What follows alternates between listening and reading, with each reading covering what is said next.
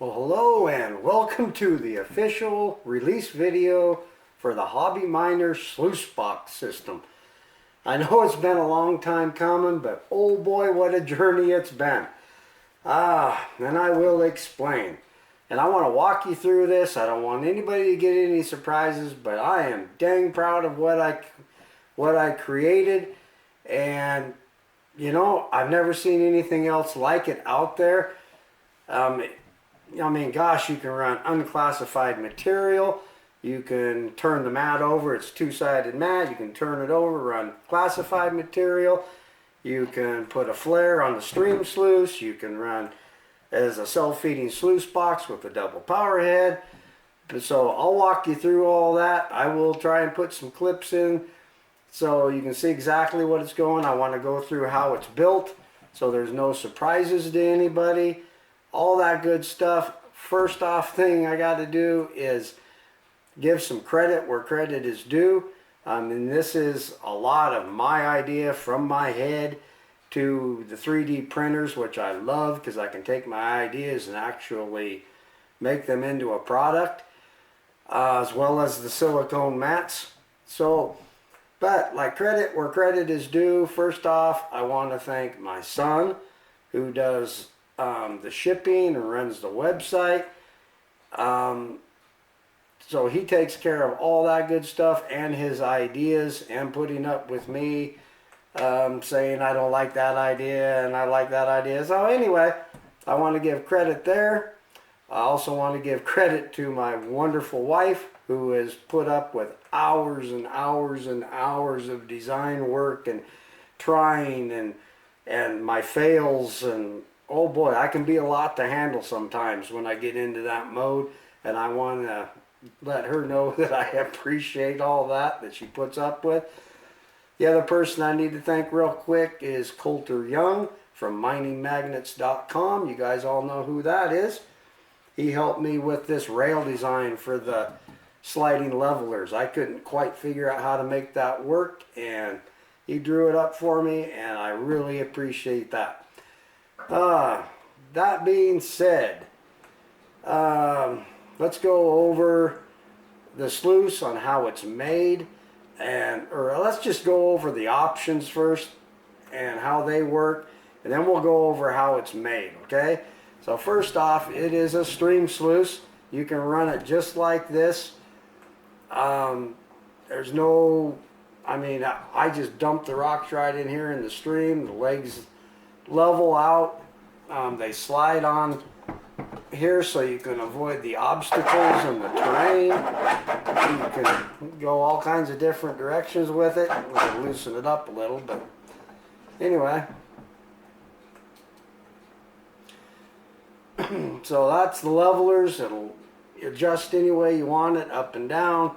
Slide the levelers back and forth. You can also, and I'll put a clip in of that running, and you can also put in the flare. This is a slide-in flare, 9 inches long and 10.5 inches wide, and this just slides right on the end of the sluice in the grooves and butts right up against this silicone mat here so you don't lose a bunch of cons and stuff. I'll put a clip of that in as well. I ran this the other day, and dang, it worked pretty dang good for low water flow situations. It works great. I really did like that. Take that off. Then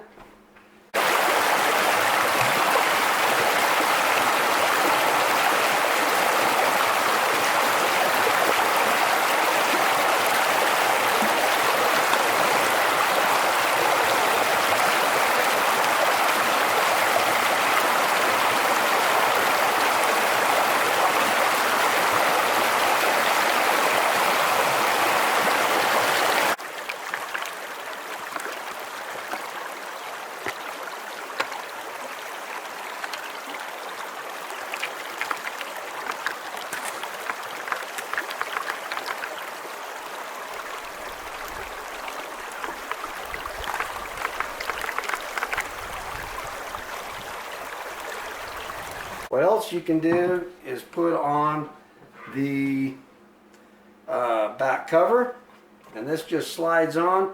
I silicone mine around the bottom to keep it from leaking. It's not totally watertight, but dang close. So this slides on there like that. And then we got the double power head. And first, before I slide those on, I'm going to put these levelers on that hold the back power head. Oh, it won't work unless I take the leg out. There's one there. One here. Then we can slide the back cover on.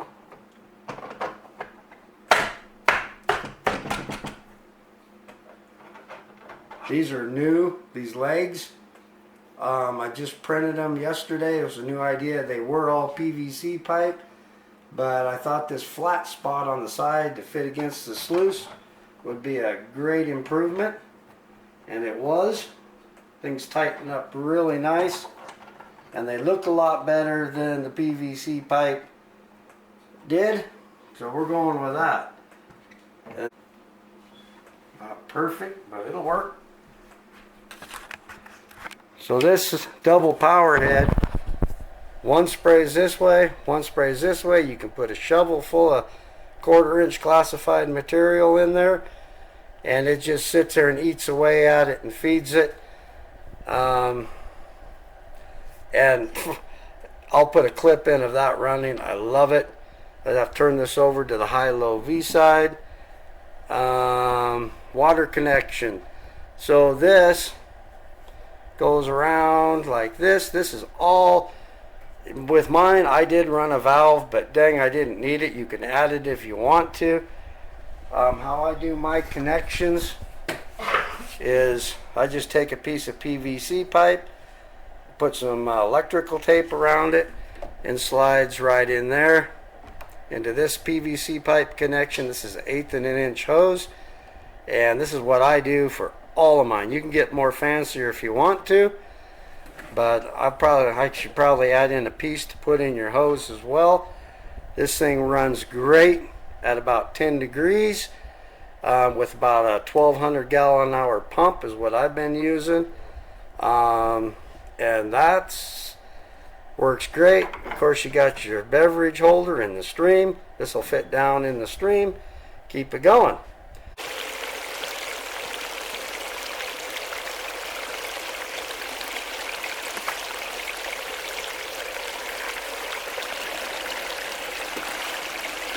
I do like how, look at all the turbulence in there. One going one way, one going the other way. The double power head. And it's chewing through the material pretty good.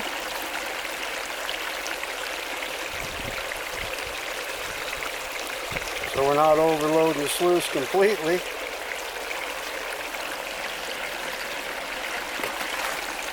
One other, before we go over how this thing is made and put together, we'll go over this. Give me a second, let me get this set up. Your attachment on there now. All I did is take the front legs and move them to the back and put the high banker attachment down into these levelers. Now this is totally adjustable up and down just by moving these. And you can see in the back that there's a piece of PVC pipe going all the way through here that swivels. We got another power head up here with a couple sliding levelers. We've got, this is the the grate that I made for it. Now I'm making this so it is totally replaceable. Just like I said, this is not quite ready yet, but dang near. This is, and I'll put a clip in of running this. It was a little bit different this. I ran it, brought it home, made some changes. I'm still working on a few, but this is basically it. It's got 1/4 inch all thread running through it just to make it stronger. It is printed in 2 sections right now. Then this grate works great, man. I really like this one because all the rocks, as they get stuck in here, 1/8 of an inch to the back and just over 1/4 of an inch at the front. The rocks don't get stuck in there. I love it. And like I said, these are all my ideas and why I do it. But I think this is the most efficient high banker that I've seen. And just because most high bankers, they lose a lot of material, they lose a lot of water. It's hard to get everything rinsed, especially if you're running in clay like I do. So I got this to hold the rocks up in there, make sure they wash real good. Then I can just drag them out. And it worked pretty dang good. In the back, it goes down into another trough back here, follows down and into the mat down in the bottom. I think that's about all there is to it. Like I said, this will be coming. I'm still working on some final details on it. This all takes a ton of time. So let me get this thing off of here. Comes off super easy.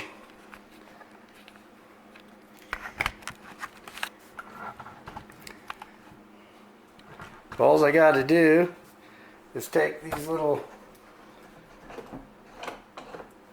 undo the levelers and slide it out. That's it. This folds down. It can be put away.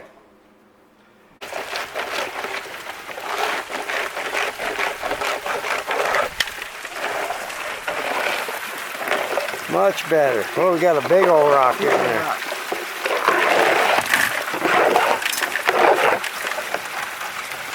Okay, now that we've done that, and you've probably by now, I'm saying, you've seen the clips. And this is the other side of the mat. Now this is no slick rubber mat. It's coarse, and it's got lots of grooves and places to catch the gold.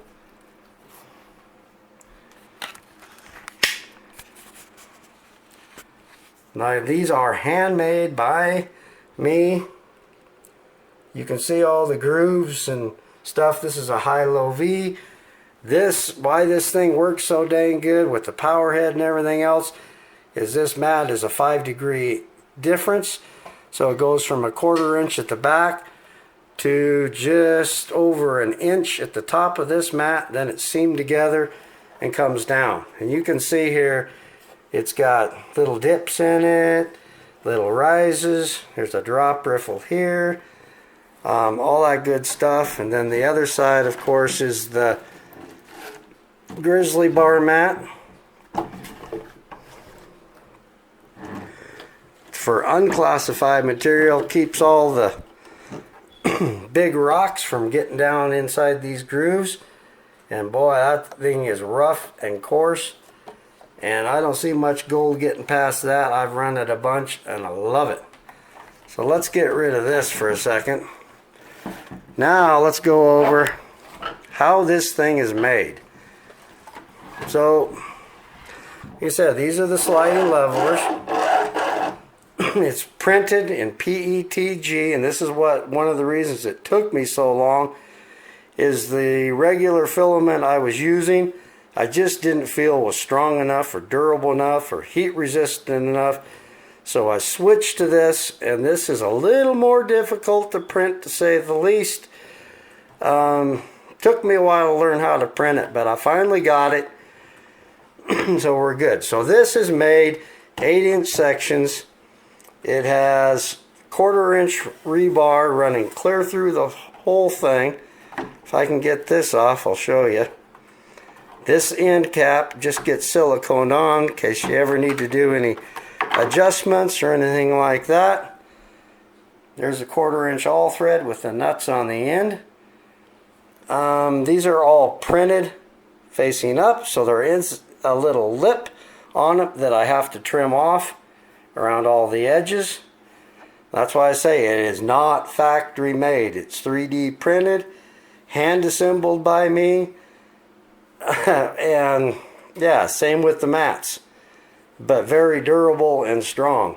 So when I bolt these together, I put a silicone gasket in between each one of these sections, and you can see in here they are not factory made. You can see those high lines there, layer lines, and they differ from piece to piece and section to section, but with the strong or the higher layers, it makes it much stronger than if I printed it with a lower layer and had a nice smooth even finish.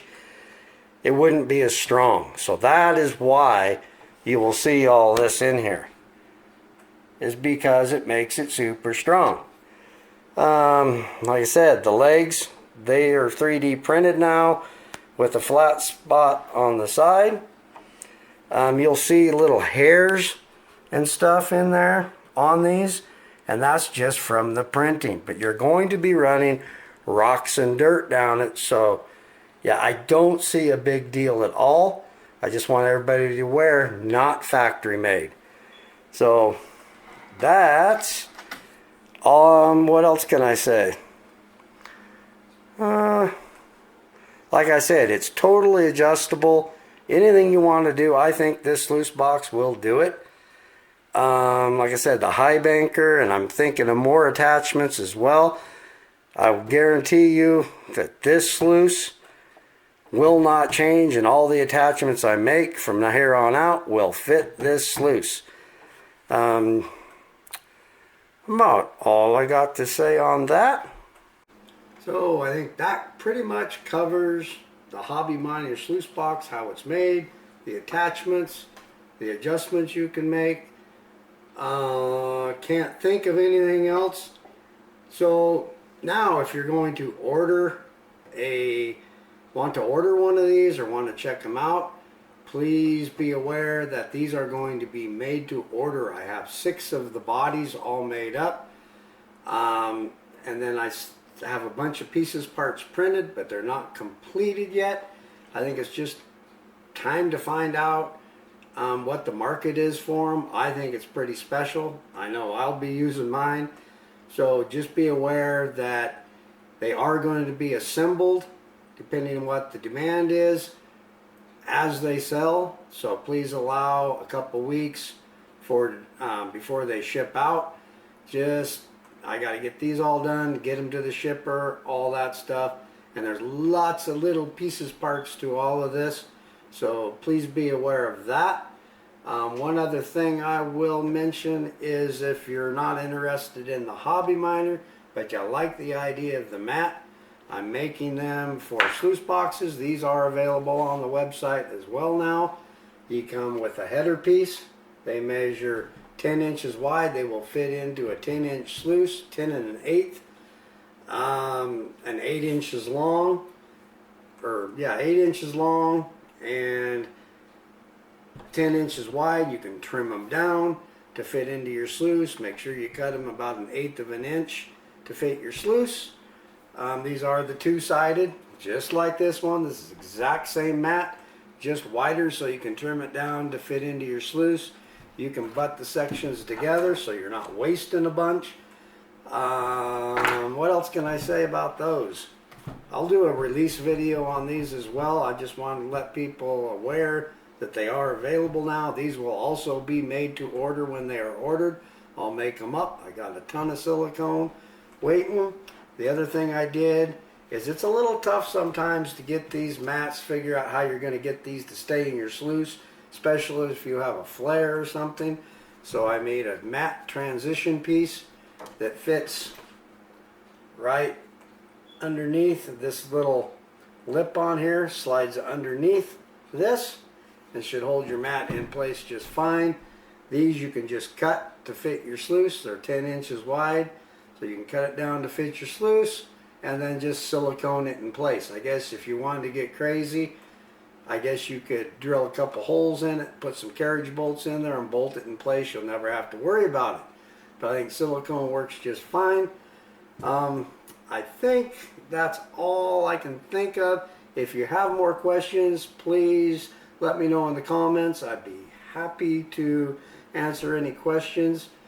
The sluice and mats and everything is available at printingprospectors.com. I'll put a link in the description if you want to check it all out. Anyway, I think that's it.